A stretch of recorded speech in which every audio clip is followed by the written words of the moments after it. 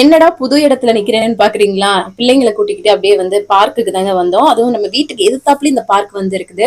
கவனோட tuition friend இருக்கு இல்லையா? அவங்க ரொம்ப கவன் கூட ரொம்ப அட்டாச் ஆகும். கவன வந்து பார்க் போனாலும் கூப்பிடுறாங்க, வீட்டுக்கு வர சொல்றாங்க, நம்ம வீட்டுக்கு வராங்க. ஸோ அந்த அளவுக்கு 2 பேரும் அட்டாச் ஆயிட்டாங்க.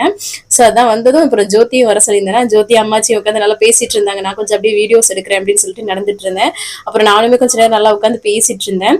அங்க பாத்தீங்கன்னா வாழை மரம், அதுக்கப்புறம் கத்திரிக்காய், அதுக்கப்புறம் மல்லிகைப்பூ செடி, அப்புறம் முருங்கைக்கீரை, இதுன்னு சவுத் இந்தியன் ஐட்டமா வந்து வச்சிருக்காங்க. நான் கூட சொல்லிட்டு இருந்த தோட்டக்காரவங்க எதுவும் தமிழ்காரங்களா இருப்பாங்களோ அப்படின்னு சொல்லிட்டு.